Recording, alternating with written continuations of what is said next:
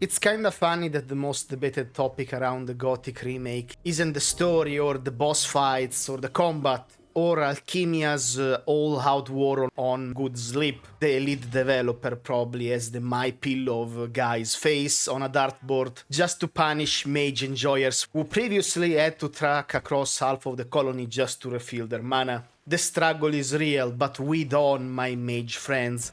There is no problem that swamp weed can't fix, including your mana pool, or that the old camp is clearly the superior choice because your bro Diego is from there, and also because it's canon, or that there are exactly two types of Gothic remake players: lockpick enjoyers and Nexus mod downloaders. Please, no, I will suck your learning points, I will hit your lockpicks. One could make the argument that the original lockpick system was too simple and boring. Minigames are supposed to stimulate your brain cells and improve society, help you landing jobs, marry and reproduce.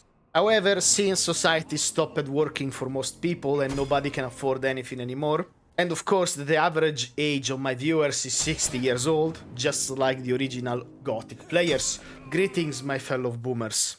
And of course, another could argue that the new minigame is tedious, takes too much time, and goes against the classic Piranha Bytes design. I'm making, however, the argument that lockpicking is entirely optional. As a dumb kid too stupid to understand anything, I played Gothic 1 and Gothic 2 as well, multiple times without ever opening a single chest. And that didn't stop me from finishing both games. Why? Because we don't play Gothic to slay dragons or save the world. We play it to brutalize every single miner and shadow in the old camp, squeezing them dry for every experience points and nugget that they're worth. And like a locust, we move on. We go to the new camp and pick on rice pickers and then bandits.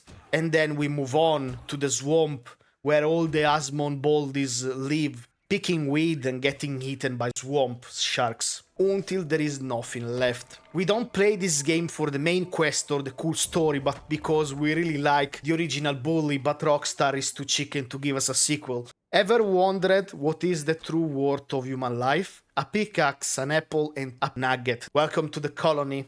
And if my younger self only had two brain cells rubbed together and ran on Diet Coke, because yes, I was a fat kid and I still am, could do it, you will have no trouble at all. In all seriousness, I'm happy this remake exists.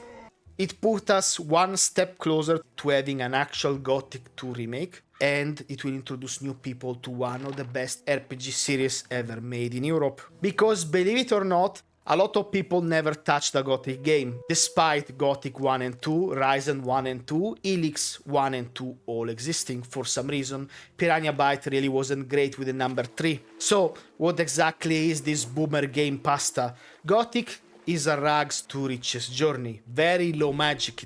It's such a low magic that your mana doesn't regenerate. You start pathetic and weak, barely able to hold a sword. Most enemies will be outright able to kill you. Most of your power will come from stats and gear, and neither come easily unless you know their location already. Your main goal is to survive, scrape by with enough experience, and not wasting those precious learning points, because you can easily brick yourself. But you do have the tools to make the best of your situation. Exploit free tools with NPC, who will protect you while feeding you all the experience of the stuff they kill. Pull extra mobs until even the NPC gets overwhelmed, and then stab them in the back so you can loot them. Was the NPC important for a quest? Probably not. And if he was, he should have fought better. Don't expect the game to hold your hand. At best, Diego will sneak you a pamphlet explaining the mechanics of the remake and the benefits of the old camp dental plan, which starts with greeting everyone in the old camp with "Forgomets." I assure you, 90% of the player base, including me, didn't read the pamphlet, and that's how it's meant to be. The story. While they added some extra dialogue, the core story of Gothic pretty much the same. You're a prisoner with a troubled past, so troubled that in fact even mentioning it will trigger a wild PTSD. In the world of Gothic, the king is losing a war against the orcs. They can rip a human apart with their bare hands. And humans will only survive thanks to magical ore that lets paladin cleave orcs apart. In Gothic 2, you can even become a paladin.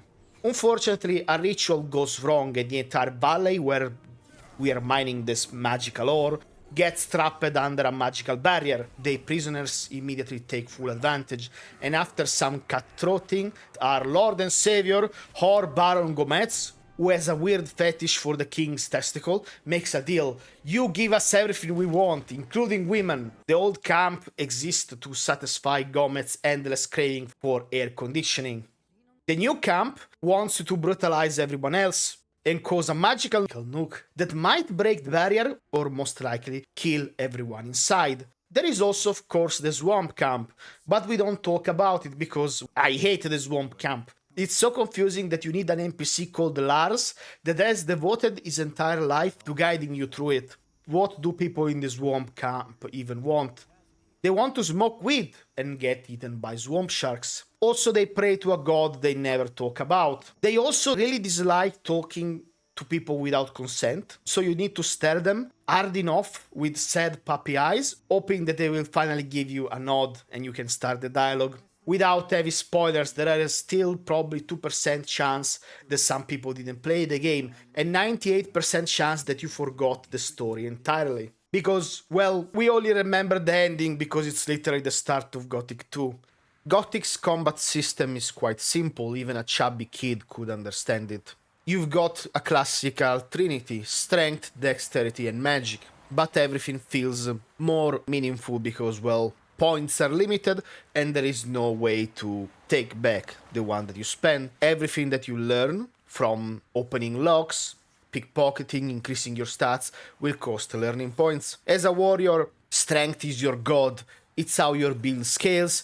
It doesn't just let you equip better weapon, it will also increase directly your damage. You will immediately feel the difference even at low level when you go from 10 to 20 strength. Dexterity is critical if you're planning to invest in ranged weapon like bows or crossbows. Unlike Ryzen, crossbows in Gothic 1 aren't strength based, so you'll need dexterity to equip them. Dexterity will improve their damage, as well as also being critically important in pickpocketing. Magic is completely different from other RPG.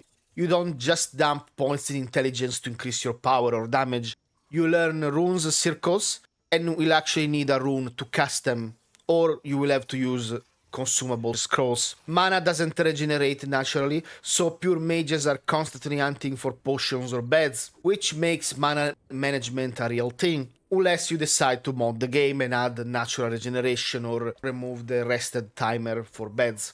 No matter what build you go for, there are two skills that I believe are mandatory. The first is acrobatics, which will add a dodge roll. You will die a lot without it, and training your actual weapon skills is also mandatory as well. While you can get away in chapter 1 using a two-handed weapon without training, it will feel really bad in comparison to the trained moveset, as those levels will change the animation themselves. The best advice I can give you is don't spread your learning points too thin, specialize early, prioritize combat and stick to it.